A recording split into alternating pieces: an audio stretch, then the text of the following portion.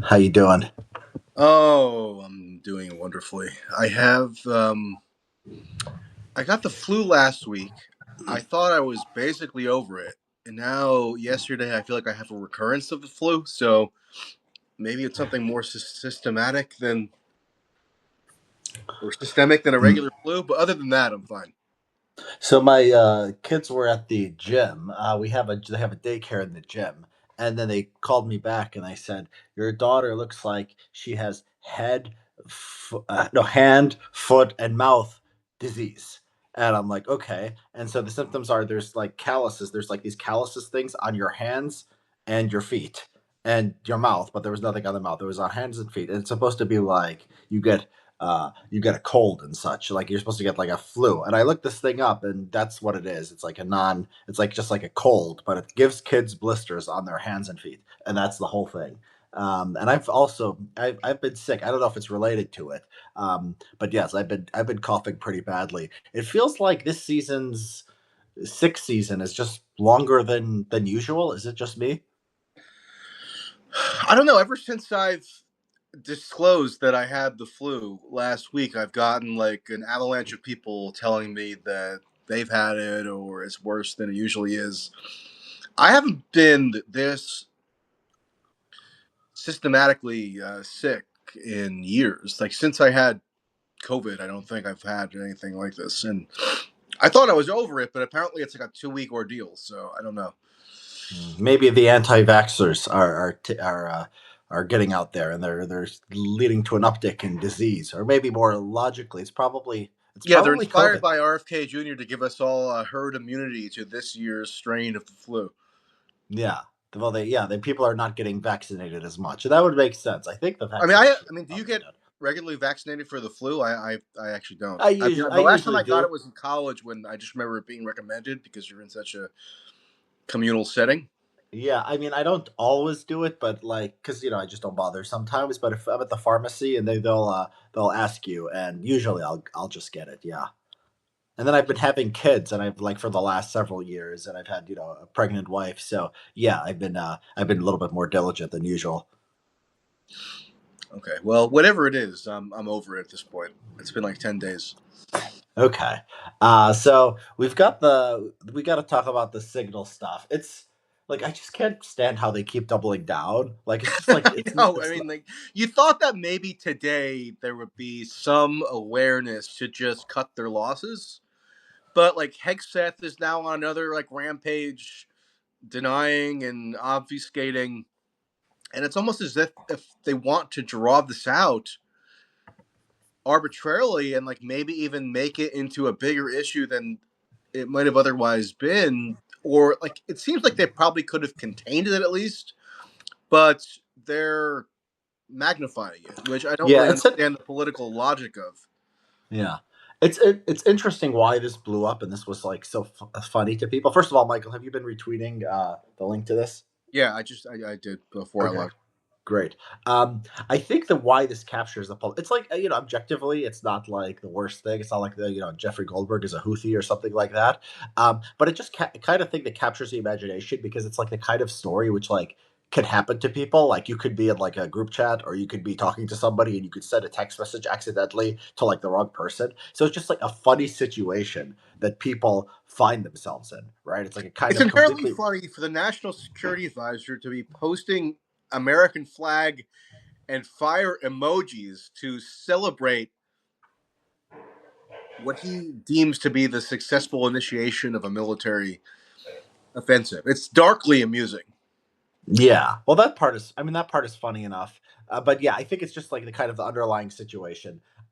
The and it's like, yeah, this is how they communicate. Like, I'm not surprised that everyone is talking on Signal all the time. Like, you hear these news stories of like Trump just like calls world leaders from his personal phone. Like, I don't think most people have very good OPSEC in government these days. First of all, it makes sense to use Signal because if they don't want things FOIA'd or they don't want things eventually coming leaking or coming out. Yeah, that Uh, makes sense, but that's the circumvention of the Public Records Act, which Yeah, exactly. They do want to everybody, circumvent including that stuff. Yeah, myself, exactly. noted that Hillary Clinton circumvented. Actually, she was investigated for willfully circumventing the Public Records Act over the course of her email server issue, which was dismissed at the time by Democratic partisans as irrelevant. But even leaving aside the classification issues, just that she set up a private server in her residence so that certain records could be shielded from later public inspection was, I think, rightly seen as, if not the biggest scandal that's ever befallen the United States, worthy of some scrutiny. And this, I mean, I'm not surprised that people use Signal. I use it. Um, I use it with, you know, over the course of my dealings for people who would rather have an extra layer of privacy for what they are texting. So that's not surprising. I guess it might have been a little surprising to me that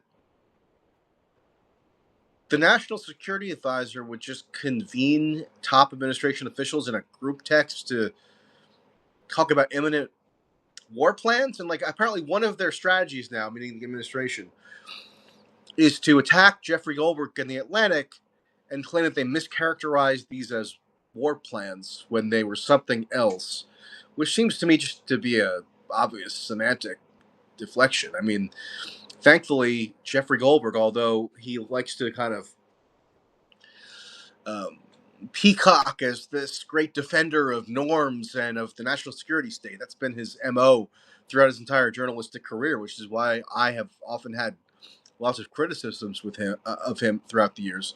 But he thinks he's this big defender of, like, he thinks that his most solemn journalistic responsibility is to defend the sanctity of classified information rather than publishing it, which is sort of ironic, makes it ironic that he was the one that was apparently inadvertently included on this chat.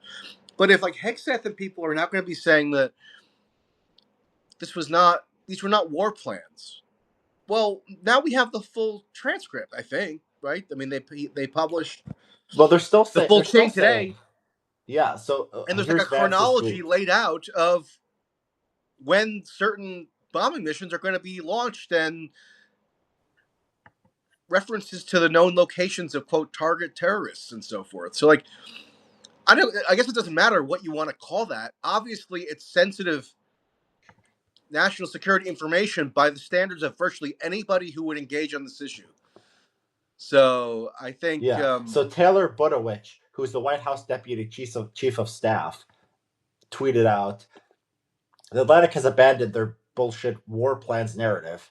Um, because the headline in the Atlantic says attack plans, so somehow they're like making that distinction because they say attack plans. JD Vance says it's clear Goldberg oversold, but one thing stands out. And then he brings up something about Radcliffe CIA agent Pete Hexon. I'm sorry, Michael. I got to get a cough drop. Entertain the okay, audience for 5 minutes. I'm sorry. okay. Hello, audience. Yeah, I mean, what should I do? I would ordinarily sing for you while we wait for Richard to return, but I feel like my voice is not in sufficient condition to even serenade anybody competently. Born in the USA, I was born in the USA. Yeah. Born in the USA, I'm a down in the USA. Um,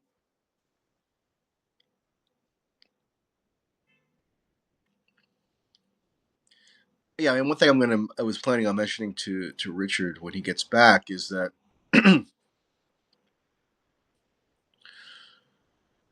when the story initially broke, there were some people who were trying to claim that the real story was how impressive and deliberative and serious these top officials were in debating uh, the upcoming military offensive, which I think is a total joke if you actually go and read it. if anything, it's incredibly superficial. It's incredibly shallow. I mean, the gravity. I know people don't know that much about Yemen or even care that much about Yemen. Maybe people largely have not even been aware that since approximately January of 2024, the U.S. has been engaged in an indefinite offensive in Yemen that Biden initiated without congressional authorization, and that Trump has continued, but he's claiming that he's going to do it much more competently and with much more strength. That's supposed to be the big distinction between the Trump Yemen policy and the Biden policy. Um, but nonetheless,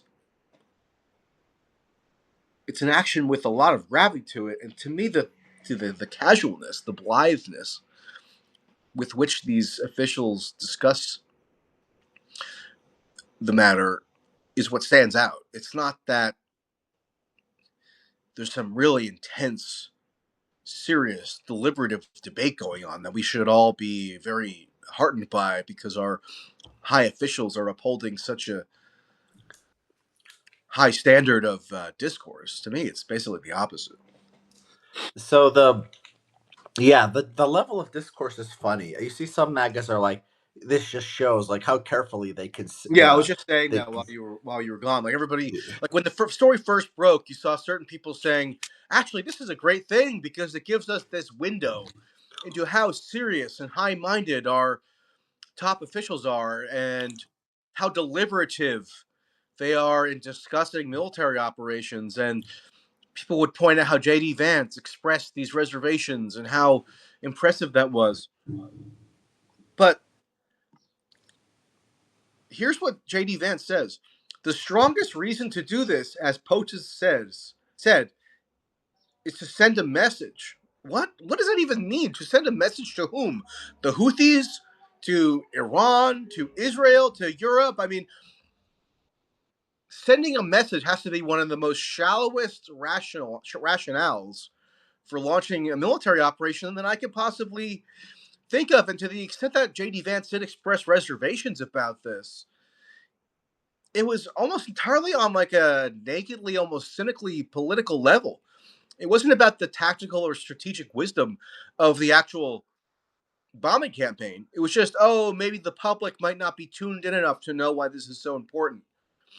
And also, did anybody notice that like they're deliberating all this supposedly post hoc, like after Trump had apparently already given the green light, according to Stephen Miller? So no, I'm not at all impressed by the supposed acumen these people exhibit in their deliberations. If anything, it's the opposite. And Pete Hegseth, this to me was apparent for months, going back to when he was nominated, but he's clearly like jonesing for a fight or chomping at the bit to have a war that he can triumphantly command. So he's like excited, and that's why he's always using the term war fighters and, you know, exercising with the troops to show how like a man of the people he is, and like showing off his tattoos and stuff. And he's clearly like salivating for any opportunity the to have a phrase you're war looking under his for command, and is that was evinced by his rhetoric in these chats. yeah, you're looking for the phrase toxic masculinity. I think that's what we saw in that group chat. It's funny. Yeah, Miller shut it down when Miller says, Trump, the decision has been made. They like all like, okay, they say okay, right. So it's like, yeah, the decision seems like it had been made. Maybe they didn't know at the time. Like maybe Stephen Miller was informing them, but like once it was like Trump had made the decision, it was interesting. Nobody's going like, I'm going to talk to Trump and see if he wants to do something else. I think 19 people is a lot of people for like a group chat message like that.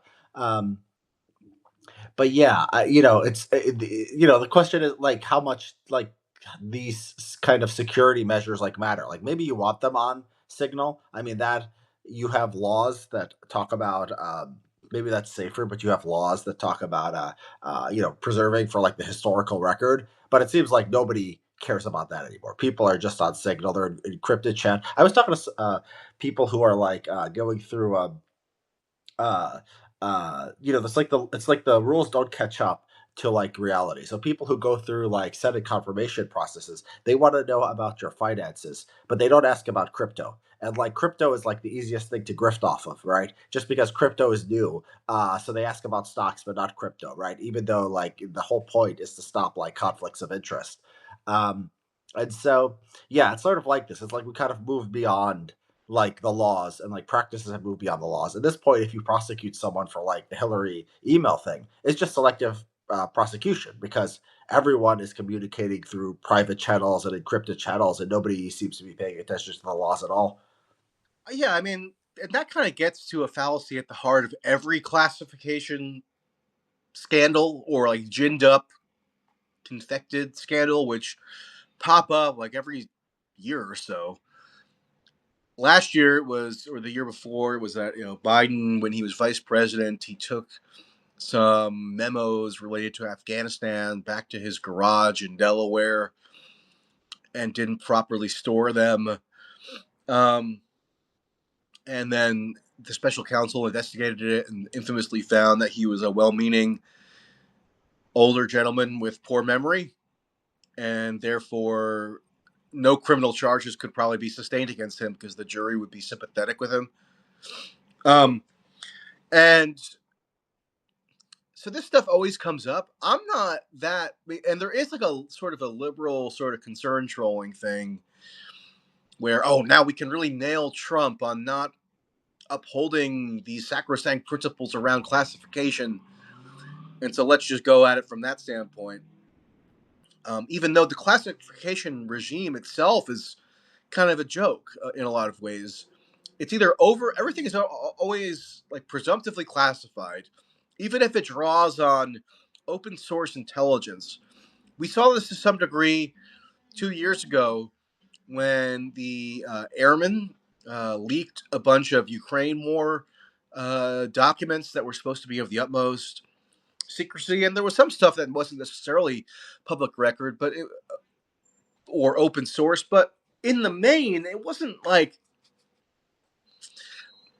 that super secret that you couldn't have inferred a lot of it from what actually is in the open source record. Um, so the classification regime, but the classification regime as it currently exists, it's basically just used as a political cudgel based on whenever the circumstances call for it. And so, like, I'm not going to clutch my pearls that they're using Signal to discuss this stuff.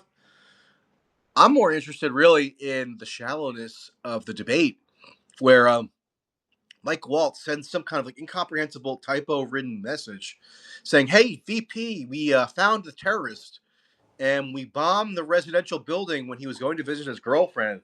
And JD Vance is just like, "Excellent, wow, great!" Like he needs no further information as to whether it was justified to apparently flatten an entire residential building somewhere in Sana'a. Uh, all he needs is to say so in like an incomprehensible Yeah. signal message from the National Security Advisor. So like the classification issues itself, I think are sometimes a bit of a red herring.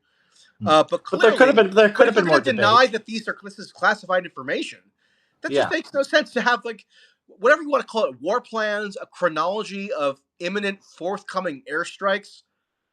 If that's not something that would be deemed classified under the current regimen, then they might as well just abolish the entire classification regimen, which I would actually be in favor of. Yeah. Well, you don't know if you don't know if that was the only debate, right? Because it was basically decided by the time of the group chat. They were just kind of, I guess, informing people. But it seems like Walls and like Hegseth, and it seemed like news to Vance. So I think it's something interesting here about decision making process that Vance isn't really involved. Vance is with Tulsi Gabbard. Hearing about it after the fact, which is not too surprising. But wouldn't have known that before that was necessarily the case. He could have been, talking to Trump all the time. And Yeah, Vance expresses his disagreement after the decision had apparently been made.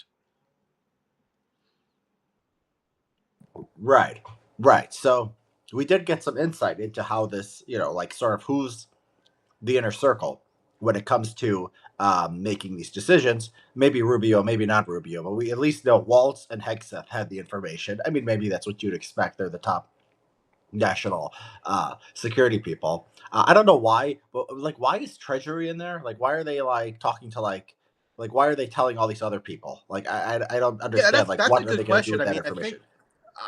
well, it seems like in the Trump administration, people have very fluid portfolios. Like, remember, Steve Witkoff was initially the special envoy for the Middle East, but now he's going back and forth to Moscow to interface with Putin.